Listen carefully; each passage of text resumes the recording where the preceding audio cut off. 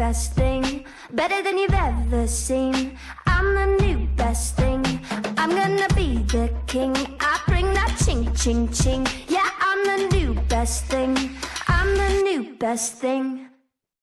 Hello and welcome back to Hedera Forum. We're glad you could join us for our 22nd episode. In this episode, we're going to be bringing you a very special guest, an advisor to Hedera, Debra Farber. Hello, Debra. How are you? Hi, I'm doing really well. Thank you for having me here. This is going to be fun. Yeah, thanks for joining us. And as always, Brandon is joining us as well. Hey, Brandon. How's it going, Jesse? Welcome, Debra. Thank you. All right. So for the folks in the community who may not be familiar, Debra, maybe you can just tell us a little bit about yourself, your background, and your career before becoming an advisor to Hedera. Sure. So I have been in privacy and data protection and helping companies to operationalize all of the requirements of them to make sure that they're keeping personal data protected throughout the life cycle of a company ingesting it, and then all the way to its deletion or the end of its life cycle. So for about 16 years now, I've been in this space after having gone to law school. So my background is kind of unusual, to go from law school, never practicing, and then dive deep into tech from an operational perspective. But it's the path I've taken, and it's probably, it's been an interesting ride for sure. So throughout my career, I started out at American Express, managing online privacy requirements. Moved around quite a bit, so I'll just name a few companies, but I worked at IBM as a government consultant, worked for myself as a consultant for a little while back when I was trying to explain to people why they really needed help in understanding privacy within their organizations, and then getting them to just, maybe not really understand how complex it really is. So I was kind of always chasing people to try to explain why they need privacy. Times have changed. We'll get to that, but now people are in need of people with my skill set. So it's kind of nice to see, finally feeling valued. But over time, I've moved from big company to startup, big company to startup, and so I guess most interesting in my recent past is I was working at Visa on the public policy side for security and privacy for about a year and a half before moving over to Big ID. And Big ID does discovery of personal data across all of your ecosystem, your entire environment, to find what is personal so that you can then protect it and decision on it and, mitigate and de-risk your data from a company's perspective, but meet privacy requirements for your customers, right? And so Big Idea is actually, I started out as an advisor there. They've grown immensely, and they're now the second privacy unicorn company out there, so worth over $1 billion. So that felt great, but I ended up leaving there to take on a challenge at AWS when they recruited me to interact with regulators and be able to articulate how AWS services assure privacy, so that if you say it's encrypted, it actually is, or if you say data is only going to be used in this way, here's how you can prove it to regulators, to customers, and whatnot. So I was brought on at AWS to deal with that. Ended up also doing a short stint at Prime Video as well, which is very different part of Amazon, and almost felt like, completely different career experience within the same company. So that's a little bit about me. Now, I left Amazon and big tech because I found that a lot of the challenges of being a privacy practitioner within a company, a lot of the challenges in just not enough support to get the word out, to really shift left, to prevent privacy problems, and not just work through all the compliance that you need to do, but instead prevent a data exhaust where you then need to do all this compliance work. I really wanted to work on the privacy by design and innovation and privacy tech. And unfortunately, my role just didn't touch any of that at Amazon. And so I ended up leaving to dedicate 100% of my career now to working in the privacy tech space. So I set up, I'm now the CEO of my own company to flow work through, called Principled LLC. And I really specialize in getting the messaging across the privacy proposition and the value of privacy tech companies, and really highlighting that value to cut through the noise. Because if you're in security or private, if you're in information security and you've gone to, Black Hat or RSA conference or any of the large information security conferences, you start to kind of like be confused walking around the vendor floor because all of the vendors are using the same buzzwords, yet they have vastly different products. And so, in this early stage of privacy tech coming to market, and there's so many exciting companies coming to market, I'm just watching the deal flow. You start to see that, there are all these different privacy problems that are trying to be solved, but they all sound the same. And so my expertise is to help cut through the noise and really articulate how a particular organization's way of solving for privacy problems is actually novel or better or, helpful to the community. So that's really my background's coming from enterprise, privacy, little different from the way we view, maybe privacy in according to the everyday person. And I can't wait to talk about it.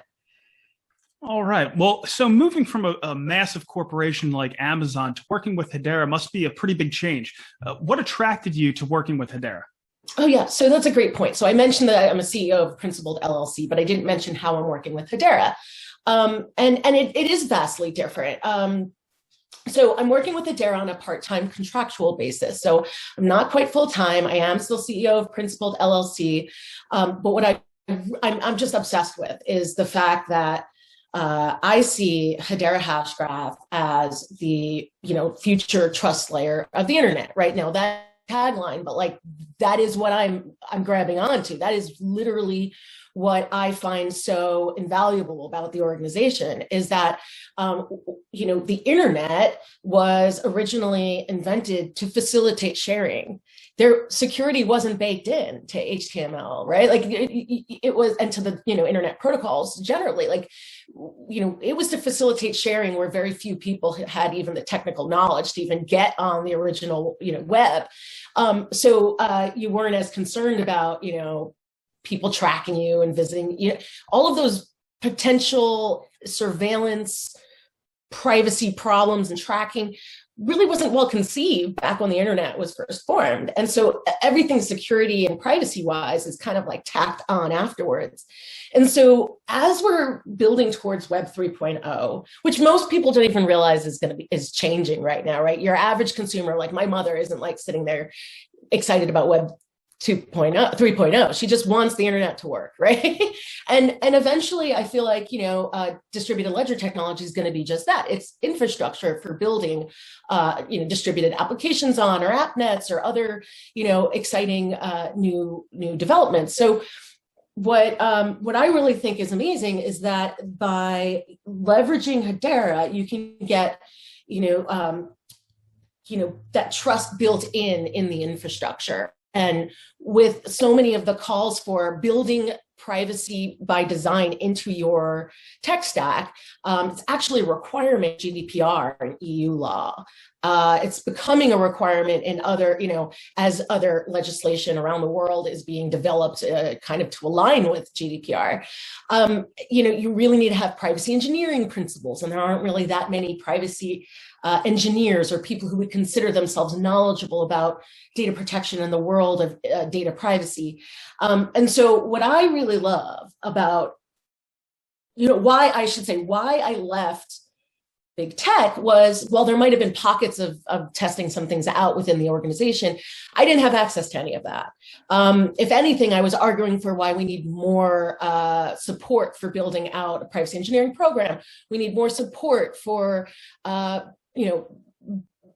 the building, getting the tools and even the DevOps, privacy tools, and in order to be able to build the tech stack of the future that has privacy built in. And a lot of that stuff, stems from identity as well. And I know we're going to talk about identity in a little bit But that to me is the crux of it. That's why I'm so excited, because what's missing today is trust between untrusted parties. And by using Hedera Hashgraph, enterprises could feel like they're just inheriting that trust by building on top. But also, your small companies who are building from the beginning can build with privacy by design from the very beginning and not have to worry about as they expand and as they have hyper growth, are they now going to have a lot more risk in the way that they're handling data. While there might be some personal data that's not going to be on the hash graph and not flowing through Hedera, right, that they're managing, and they will need to understand what the rules of the road are there as a data controller versus a data processor and all the other, legal requirements. At least they're building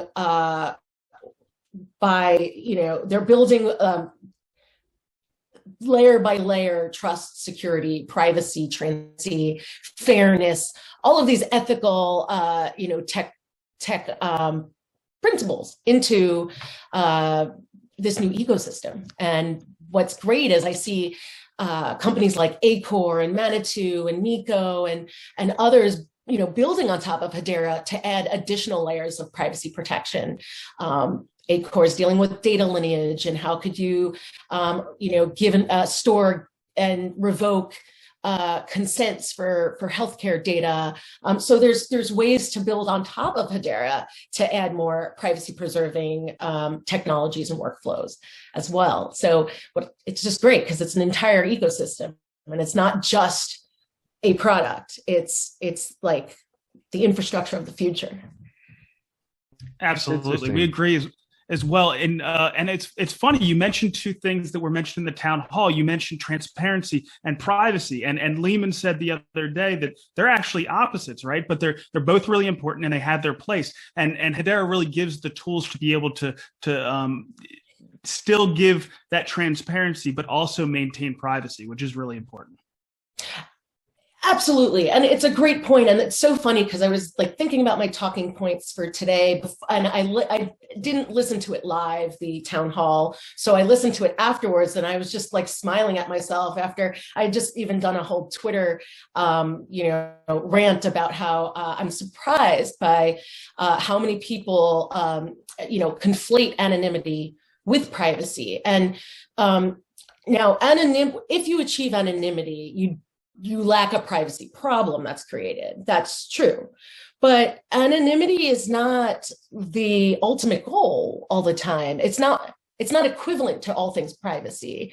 And there are many people who, the privacy coins like Monero and Zcash and others that, specifically create anonymity in a financial transaction. And that's pretty much the main use case of the coin, that's a use case. And if you want to be anonymous in certain transactions, those are great use cases.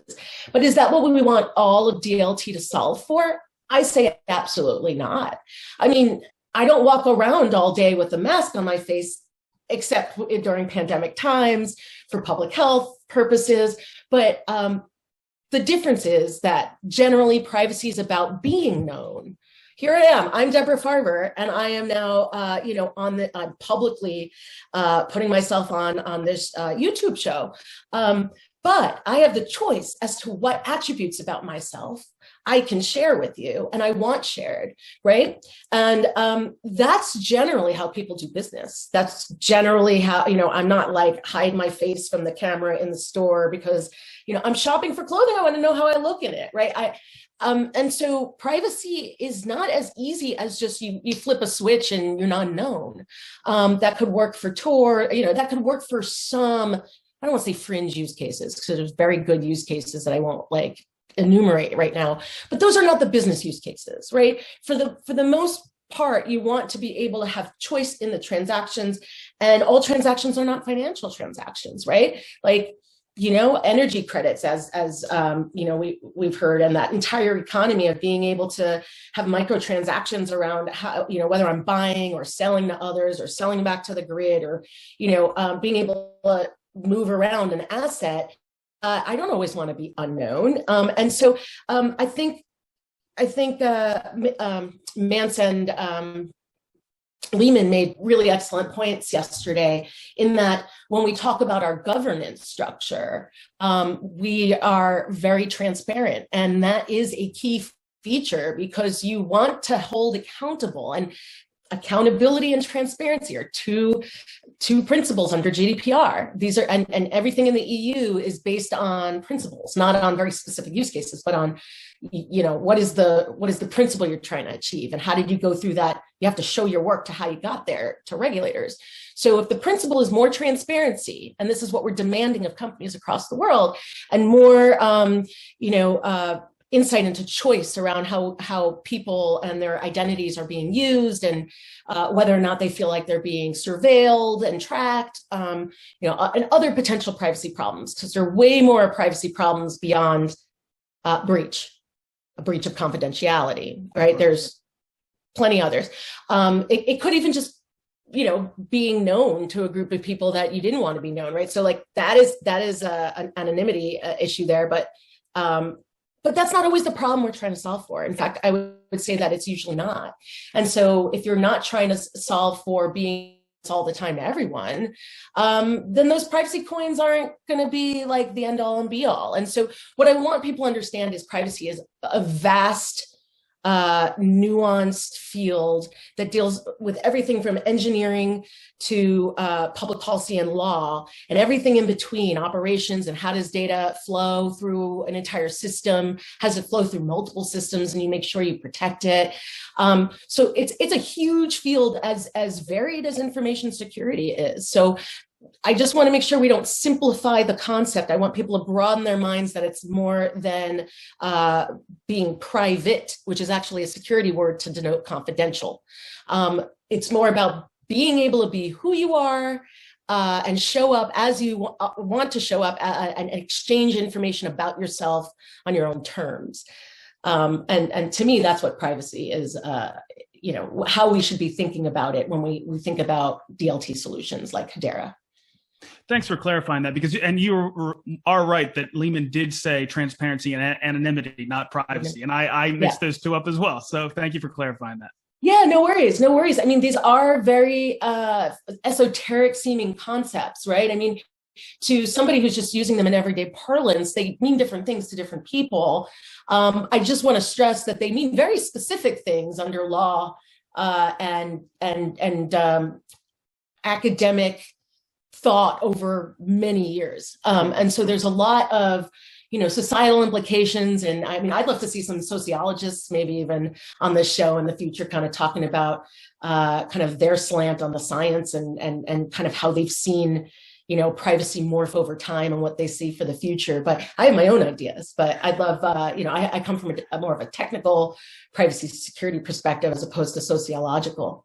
But we're in a sea change right now, as people want to take back more of their identity, more of their own data, get more equity out of their own data instead of feel like they're being, big tech and the advertising industry are trying to, profit off of us and give us nothing back, right? Sure. Yeah. How do you see this unfolding as it relates to Hedera and distributed ledger tech in general? So how do I see privacy as it relates to enterprises interacting on Hedera, so to speak? Sure. So with Hedera, I'll just start talking about some of the privacy aspects of it, I guess. So obviously with the distributed ledger technology, what you're getting is, a lot more trust in the infrastructure, right? So the way I see enterprises looking at Hedera would be to, run some POCs, first of all, right? We don't necessarily even know what companies are building on Hedera Hashgraph, because, oftentimes they come to us when they're ready to make an announcement, or they, have questions. But if they already are trying something out, we don't necessarily know. But the way that if I were working still within a large enterprise, I would be thinking about we need something that meets data protection laws. And where blockchain doesn't, often attorneys have kind of like said, I don't even want to look at blockchain right now because it's not compliant with data protection law. And so for years, the whole community has just decided, pretty much not looked at distributed ledger technology. When I say community, I mean like the privacy professionals and such, because once data is on chain, it can't be deleted. And one of the rights that GDPR affords to people who live in the EU is the ability to request to have personal data about them deleted if it's no longer, required by law or some other, meet some other requirements.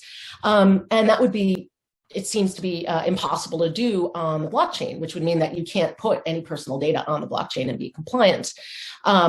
In the United States, I just want to do a particular comparison. In the United States, if data is encrypted, it is taken out of from under color of law, and it is, if you had a breach, you don't have to report that breach because it's no longer considered to be like personal data. But in the EU, if data is encrypted, it is still considered personal data. It does not take it out of the definition of personal data.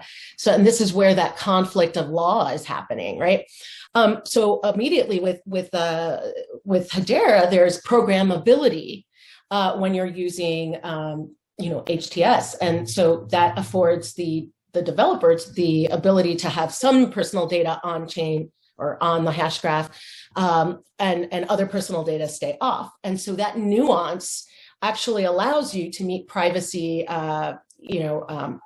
requirements, as opposed to just say, sorry, it's either on or off, binary. Gives a lot more choice and flexibility to how you're structuring data, using this infrastructure. So that's a huge one for me. Then there's the aspect of, obviously, transparency is fairness and accountability are three main principles, privacy and data protection principles under GDPR. It also happens to be three of the main principles under ethical AI and how they're thinking about the ethical AI standards and public policy, which I find interesting because there's an overlap there lately. But I think we've even just gone over. We've got fairness built in by code, right? Like it's built in, through the Hashgraph technology. We've got accountability is supposed to be an overall, like enterprises are accountable for respecting the privacy rights and putting in place the appropriate data protection, right?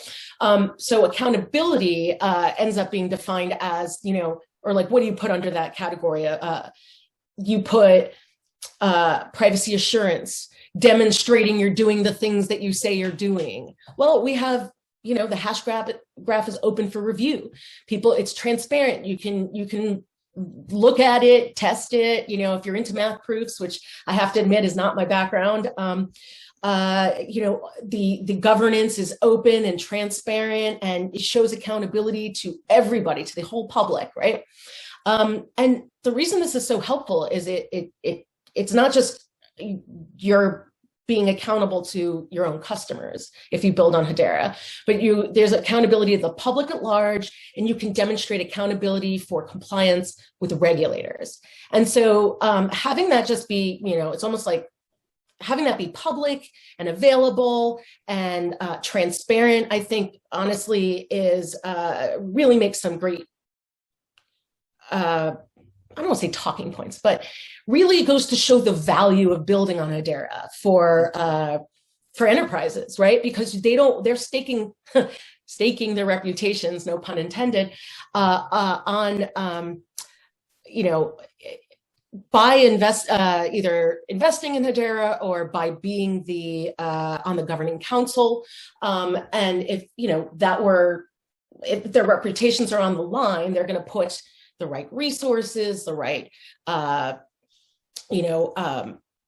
to help build the community and get that ecosystem to be, fair, transparent, all of those good things. Because if it's impossible to cheat within the system because it's already built to be fair, then, as Lehman was saying, it actually creates that trust where there was no trust before. Because even, this is one of the, I'm just reiterating what was said yesterday, but maybe to a greater degree, that, I haven't seen any other public ledger company be able to talk about some data mutability if needed, or ability to use a scalpel instead of a hammer when choosing your toolbox of building a privacy compliant with current law and secure system or network, right?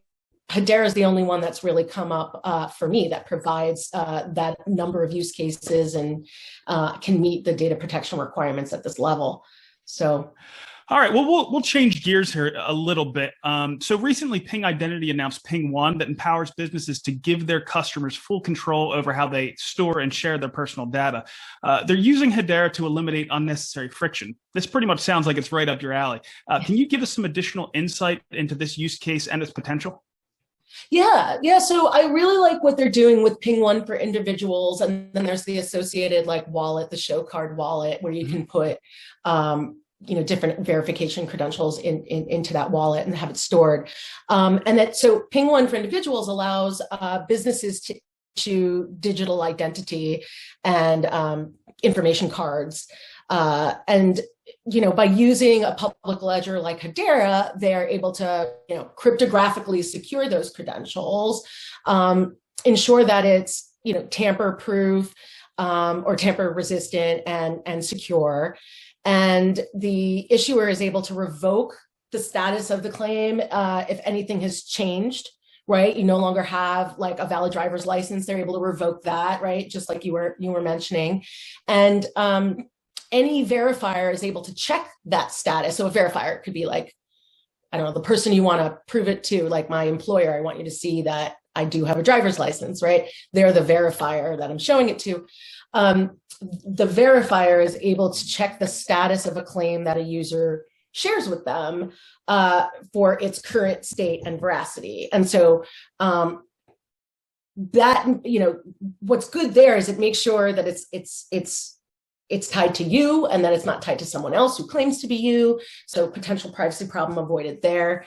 But what I really love about what we call decentralized identity, some call it self-sovereign identity, but I'll call it decentralized identity for simplicity right now, is that it really is putting the power of and choice and control over sharing the data with the consumer, right? With us individuals, instead of agreeing for a company to go share that data with a third party and you don't really see what's happening or behind the scenes. Here, it's up to me to decide to share that data, and it puts the control back in the hands of the individual. So in many ways that, the keys, for instance, are stored on your phone. They're not stored on, the server managed by Ping or the DMV or any other, entity. It's stored on your own phone, so you have it with you, and you don't have to be worried that someone else is going to be presenting as you, as long as you've got that on your phone, along with other, ID verification. Like perhaps you might need, two-factor identification. So I don't want to, there are a lot of ways you could deploy this. But that's really what's exciting to me, is the fact that it gives the user the ability to decide when to share your verified credentials with a third party. And so again, keeping that trust, and preserving trust all along the system, along the way. The other thing that I loved about Ping One is it sounds an awful lot like what Manitou is doing in a lot of ways. And, whenever we have competition like that, of course, the consumer is going to win. So it's good to see that kind of competition in Hedera ecosystem. Yeah, I think we're going to see more competition. We're going to see more use cases, and they're all going to seem like competitors. And I think that we'll end up seeing companies that seem to have the same solution, but then are actually maybe selling to different markets. So a good example is like Acor. It's building like healthcare solutions around privacy and security and other stuff. Their solutions could actually be utilized outside of healthcare. It's just they chose to start with healthcare because they had some great use cases set up, and that's what they knew really well. But you can take those and use them elsewhere. So, it's just really fun to see startups and just kind of, the founders use Hedera, but then leverage what their expertise and background is to bring in the first customers along the way. And I think there's just ample room for competition because it's such a nascent industry. We're still in our infancy. Sure. We're not even learning to walk yet, I don't think. I think, it's amazing how slowly cutting edge technology, how it takes cutting edge technology to really take off, Sure. right? So it's been 10 years since Bitcoin's been around. And, I would still say most people don't really understand it, right? Yeah, I mean, sure.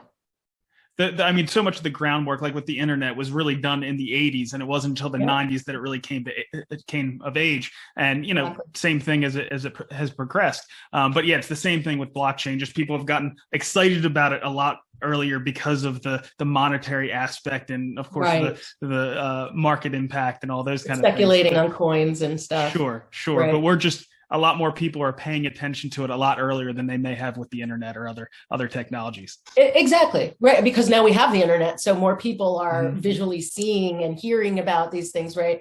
Back in the 80s, we didn't have these massive platforms, Sure. peer-to-peer platforms like we have now. Yep. Yeah. Is there anything else in the Hedera ecosystem that you're excited about? I know that you are interested in one of the social media platforms that's being built on Hedera. Just let us know what you're excited about. Yeah, sure. So the whole reason I found out about Hedera was because I was doing I was on Twitter, and I was at a moment of, I was just annoyed at Clubhouse for coming out of the gate without having any privacy and security built in.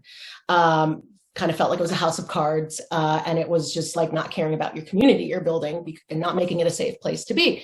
So I kind of went on a rant on Twitter and called out a lot of privacy and security experts who were running the Clubhouse to be, influencers there, instead of warning people it's not safe yet to use. And so in my conversations publicly online on Twitter, JT, the CEO of Join, Join Social Media, reached out to me and, told me about what he's building. And, he was even like, thank you for standing up and saying something. For years, the privacy experts have been saying we need to move to being built, to build privacy by design.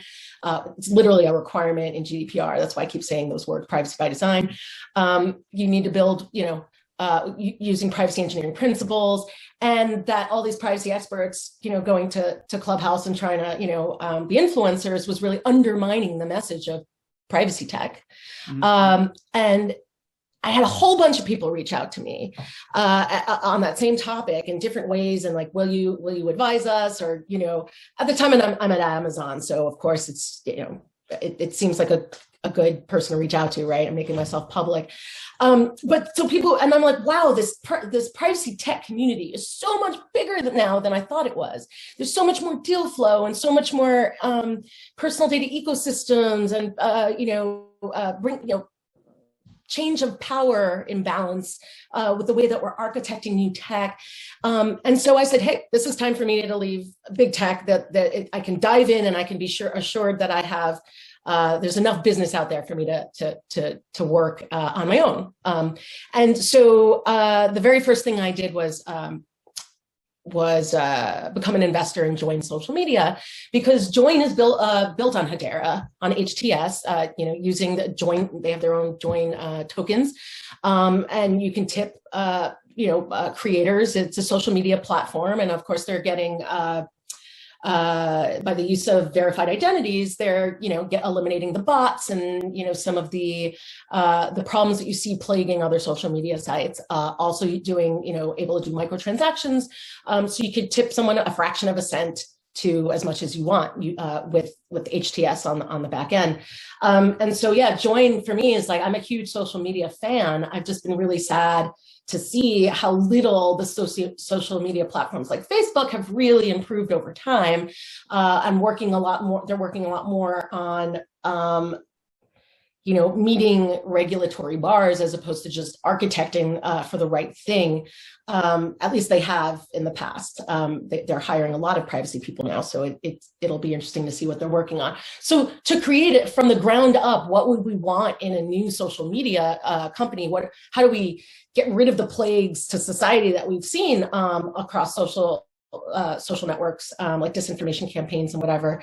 I just got really excited about what JT's building out over there, and it's currently in beta testing, and I think it's going to be launched next month. So for me, I'm really excited to see, if we can get people to explore the social network and be able to use it like Twitter and Instagram, and because it's got similar features, and Facebook, all kind of melded into one with a really fun interface. So, I'm really excited about that. I'm excited about all the use cases. That's one of the things about building community here is that my role is very public.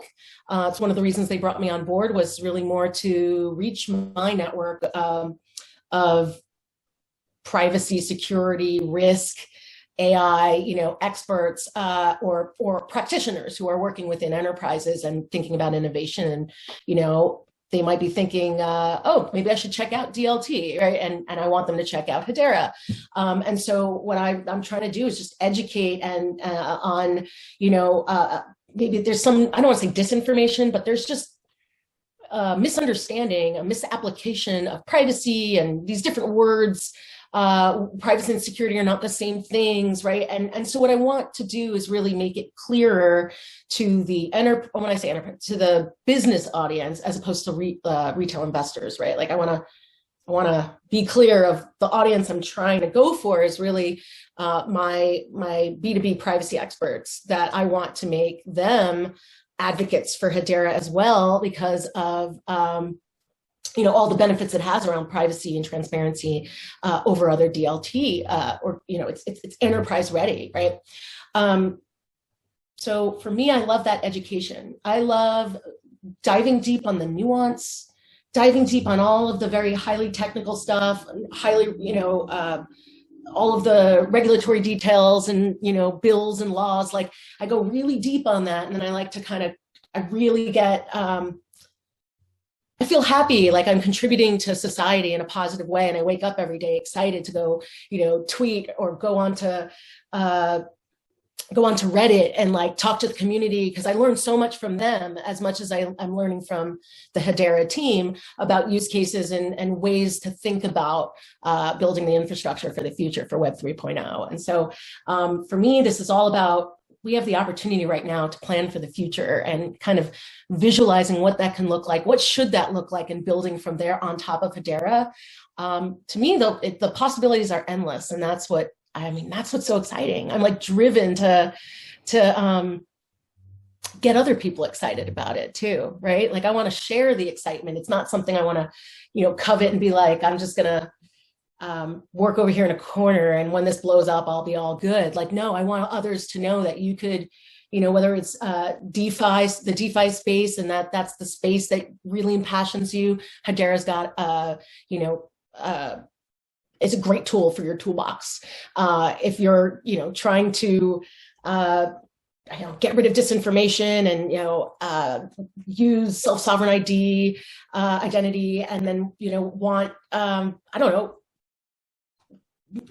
coupons, right? Like it could even just be like the fact that we want to make it easier for people to use digital coupons, like that we have a real world use case for, and it's just amazing at how much it's benefiting all sides of the market, right? It's reducing waste. It's environmentally friendly. Instead of clipping coupons, they're digital. You get trust in the system. I mean, it's something as silly as coupons. I say silly. I mean, I know it's a great use case, but it's something as innocuous. You wouldn't think that has anything to do with security and privacy. And but because we built such, or not we, because the founders have built such a great consensus service and tokenization service, and really thought about the potential risks as they were building it.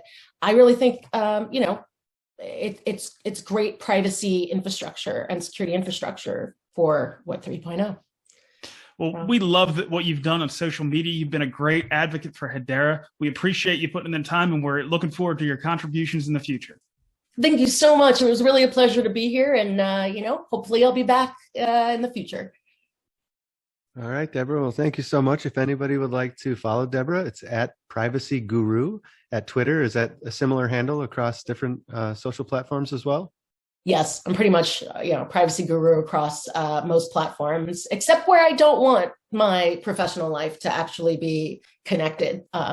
Sure. So easy to find me where I want you to. Great handle, by the way, Privacy Guru. So thank you again, Debra, and we'll look forward to another Hedera Forum episode down the road, maybe, and we'll keep an eye on how things progress for you, and all the best of luck. Excellent. Thank you so much. Hello, future.